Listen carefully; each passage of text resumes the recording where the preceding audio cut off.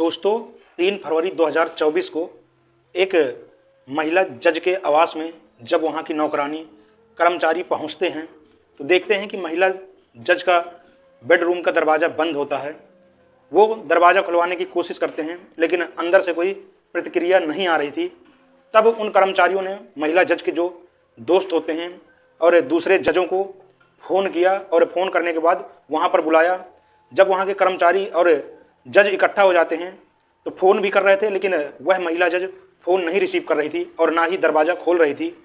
इसके बाद वह पुलिस प्रशासन को फ़ोन करते हैं, जिनमें से एसएसपी, एसपी और डीएम उस महिला जज के आवास में आते हैं। दरवाजे को तोड़ दिया जाता है। दरवाजे को तोड़ने के बाद जैसे ही वो अंदर जाते हैं तो वहाँ का जो दृश्य देखते हैं वह दृश्य देख के उनके पैरों तले ज़मीन खिसक जाती है। यह घटना वाकई हैरान करने वाली थी और इसको सुनकर हैरानी भी होती है। आज की यह घटना उसी महिला जज की है। नमस्कार, प्रणाम, मैं सत्येंद्र, आप देख रहे हैं सेवार्थ सत्येंद्र। दोस्तों, आज की घटना जो मैं आपको सुनाने जा रहा हूँ वह उत्तर प्रदेश के अंतर्गत एक जिला आता है बदायूं।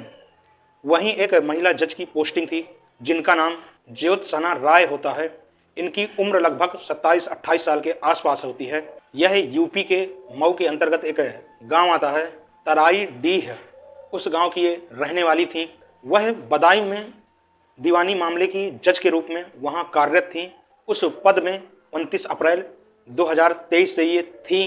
पहली पोस्टिंग इनकी 15 नवंबर 2019 को होती है, जो कि अयोध्या में न्यायिक मजिस्ट्रेट के पद में रही थी ये।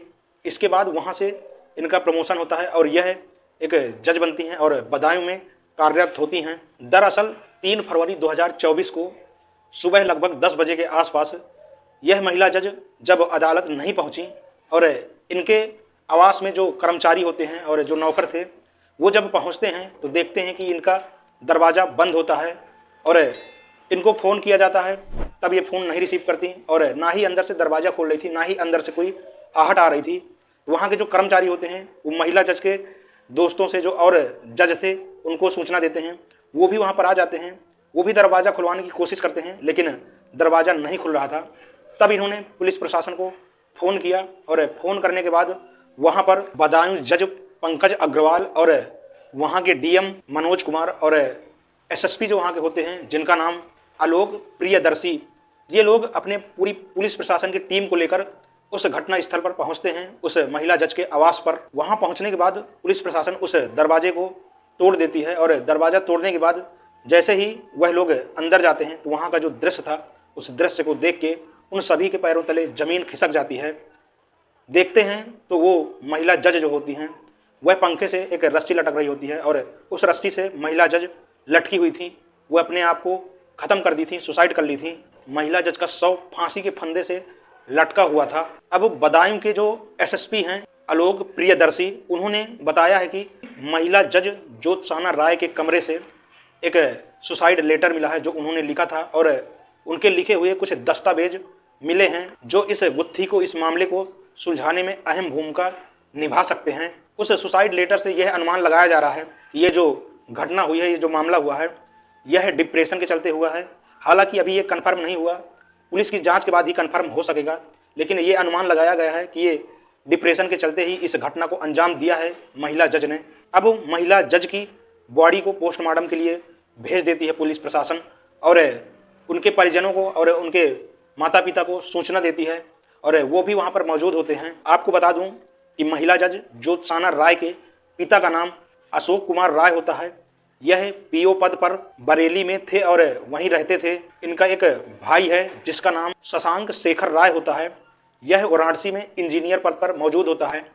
वो भी सूचना पाते ही वहां से तुरंत भागता है और उस महिला जज के घर में मातम छा जाता है। सब लोग दुखी थे, रो रहे थे, चीख रहे थे। जब इस मामले की, इस घटना की जानकारी महिला जज के गाँव वालों को हुई तो वो लोग हैरान रह गए। महिला जज के घर पर कोई नहीं रहता था गांव में, लेकिन फिर भी वहां लोग बड़ी भीड़ में, बड़ी तादाद में इकट्ठा हो गए थे। वहां के लोगों का और वहां के परिजनों का ये कहना था कि ज्योत्सना राय जो महिला जज हैं वो पढ़ने में शुरू से ही बहुत तेज थीं और ठीक ठाक थीं और अपने आप में सुलझी हुई महिला थीं और 1 साल पहले ज्योत्सना राय अपने गांव आई हुई थीं और अपने परिवार वालों के साथ खुशियां मनाई थी किसी फंक्शन पर। महिला जज के पिता के जो चचेरे भाई हैं, जिनका नाम विपिन उर्फ पिंकू राय ने ये बताया है कि उनकी भतीजी बेहद गंभीर और सुलझी हुई लड़की थी, वो इस तरह की घटना को अंजाम नहीं दे सकती, लेकिन इस घटना को अंजाम मिल जाता है। और अभी तक ये क्लियर नहीं हुआ कि उन्होंने स्वयं से फांसी लगाया है या फिर उनके साथ कोई साजिश रची गई है। ये पुलिस के जांच के बाद ही कंफर्म हो सकेगा। पुलिस अपनी जांच पड़ताल चालू किए है और खोजबीन में लगी है और इस घटना को गंभीरता से लिया जा रहा है, क्योंकि यह जज का मामला है, एक महिला जज का मामला है। और हालांकि उस पत्र से, जो महिला जज ने अपना सुसाइड पत्र लिखा था, उस पत्र से यह पता चलता है कि उन्होंने डिप्रेशन के चलते इस घटना को अंजाम दिया है, लेकिन यह जांच के बाद ही क्लियर हो सकेगा ये सब सारी चीज़ें कैसे हुई और महिला जज ने, ज्योत्साना राय ने इस घटना को अंजाम आखिरकार क्यों दिया। दोस्तों, इस पूरे घटनाक्रम का सुनाने का उद्देश्य आपको परेशान करना या आपके दिल को दुखाना नहीं है, बल्कि आपको जागरूक एवं सचेत करना है, क्योंकि इस तरह की घटनाएं डिप्रेशन को लेकर, पढ़ाई को लेकर और बहुत सारी घरेलू समस्याओं को लेकर लोग डिप्रेशन में आते हैं और अपने आप को ख़त्म कर देते हैं, सुसाइड कर लेते हैं, जबकि ऐसा नहीं करना चाहिए, क्योंकि जीवन अनमोल है।